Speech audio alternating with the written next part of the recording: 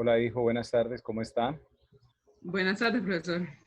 Bueno, Juan Pablo, tener en cuenta o recordar que esta semana les voy a compartir un link de evaluación para terminar el periodo.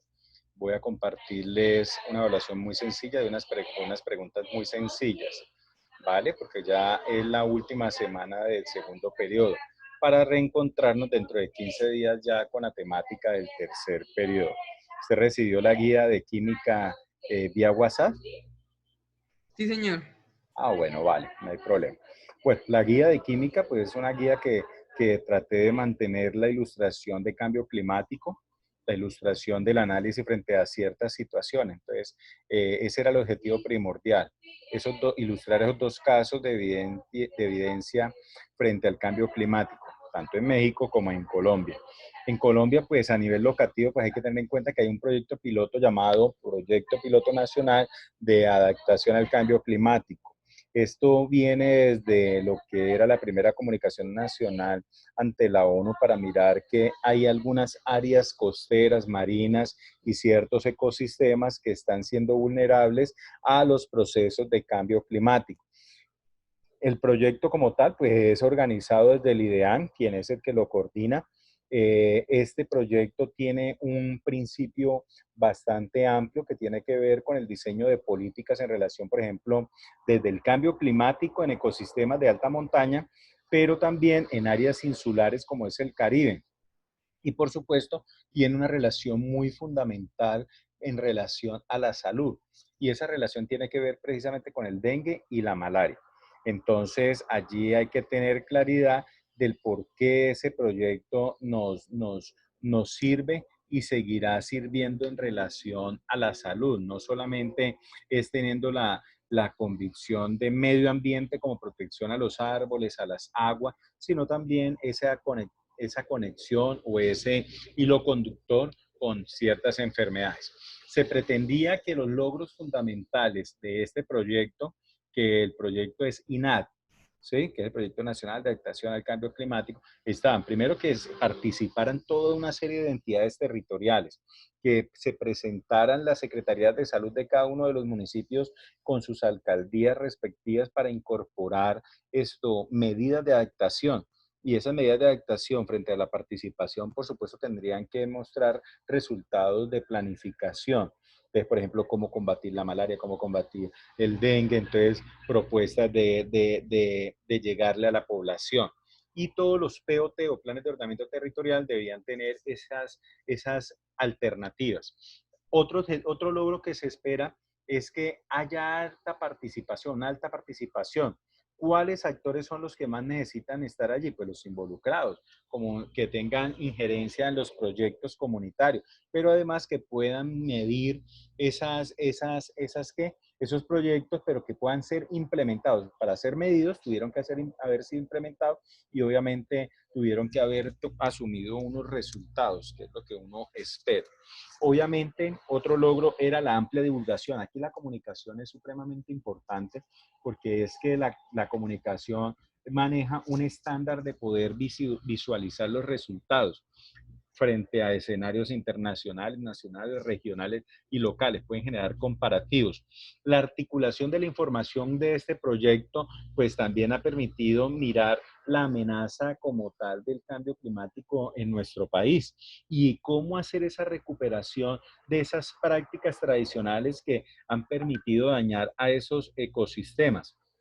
Entonces, México pues ya trató de manejar una marginación social, allá hay otro tipo de problemas, allá hay una sobreexplotación minera, allá hay una sobrecarga migratoria, migran mucho las personas a otros lugares, entonces el recurso hídrico se ve afectado, el recurso marítimo se ve afectado y hay unas áreas que son más bien bajas de productividad para sus suelos y pues obviamente hay riesgos en los procesos de riego.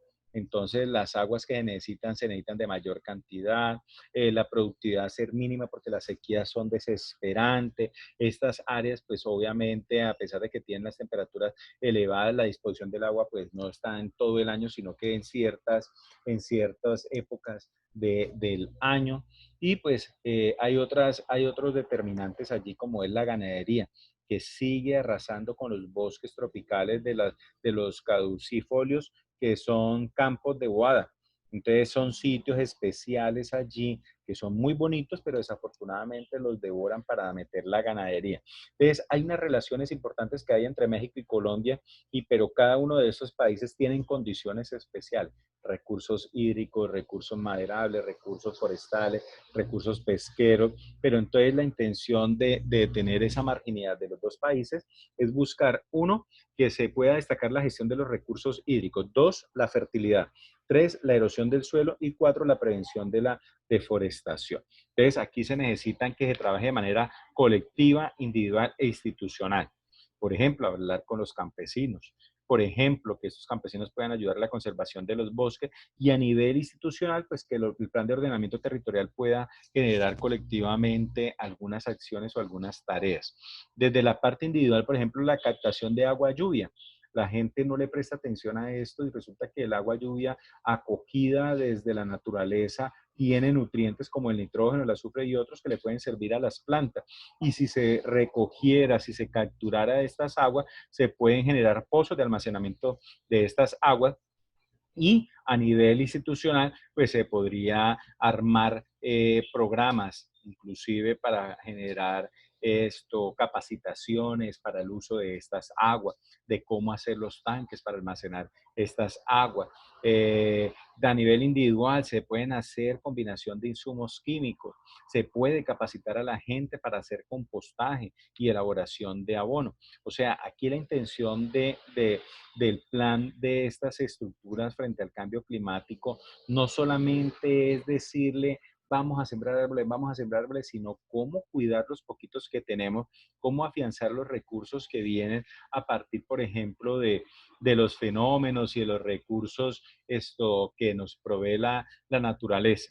Entonces, esa información, por ejemplo, que yo les puse en un cuadro donde se podían separar los residuos, donde podíamos hacer huertos familiares, donde tendríamos que mirar los ingresos complementarios, la combinación del ganado, pero no dentro de los depósitos en la sequía, no cortando árboles, porque el ganado es bueno y lo necesitamos, pero es malo para el medio ambiente, porque el metano pues acoge sus grandes proporciones para calentamiento global. Acuérdense que el ganado pues necesita pastizales y el pasto no da fotosíntesis en cantidades como la hacen los árboles. Es decir, no produce sombríos, no produce oxígeno, que es lo que en última necesitamos nosotros. Entonces, con relación a esos dos aspectos, yo les puse dos preguntas. Uno, frente a la estrategia de adaptación, pues hay que realizar unas estrategias que ustedes consideren pueden ser aplicadas a nivel local en Neiva. Y dos, establecer unos aportes que puedan ser compartidos con respecto a los casos de Colombia y México. Entonces, Juan Pablo y Ronald, la intención de poder encontrarnos era para ver que a nivel ambiental la química puede aportar mucho frente a las sensibilidades de los proyectos políticos, comunitarios, sensibles a las causas. ¿Por qué me atrevo a decir esto? Porque es que hay que tener una consideración acá y es que las naciones se pueden unir cada vez a firmar tratados, a firmar convenios, a firmar acuerdos internacionales para ayudar a las aguas, para ayudar a las fronteras. Pero si nosotros no ponemos de nuestra parte como agricultores, como ciudadanos, como industriales, mejor dicho, como agentes de esta sociedad que podemos dar un poquito, pues nos vamos a ver colmado de dificultades luego con la carencia de oxígeno, con la carencia de agua y vamos a tener que utilizar otras herramientas que van a ser tal vez costosas o tal vez van a ser escasas para todas las necesidades que tenemos ahora. Ustedes se pueden imaginar en el sitio de La Guajira, en nuestra Colombia grande, donde no tienen el agua allí como nosotros, que la tenemos allí a un metro, abrimos y salimos de ella. Pero desafortunadamente esta gente tiene que caminar horas para traer agua. para poder suplir sus necesidades básicas alimenticias, suplir sus necesidades básicas frente al aseo. Y esas comunidades pues casi que siempre tienen muchos niños, tienen poblaciones elevadas de bebés y pues ustedes se pueden imaginar la limpiada, la limpieza de estos chicos, lo de los baños, porque pues ellos no tienen baño, no tienen baterías sanitarias, sino que tienen huecos llamadas letrinas y pues esto también genera unas condiciones de biosalud, de factores de sanidad, factores fitosanitarios inclusive que contaminan porque generan población de insectos o población de vectores que van a generar enfermedades y epidemias, aún peor que el hambre, y los mata mucho más rápido porque estas personas no tienen la nutrición adecuada, no se han nutrido adecuadamente. Entonces, a nivel ambiental podemos aportar mucho. México, dentro de sus convenios, pues obviamente ha tratado de focalizar la preocupación de la industria y la sobrepoblación.